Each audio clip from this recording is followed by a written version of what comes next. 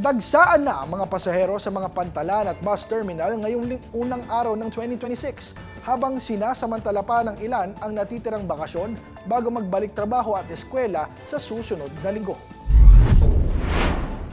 Sa Parañaque Integrated Terminal Exchange o PTEX, umabot na sa 41,519 ang naitalang foot traffic kaninang alas 10 ng umaga.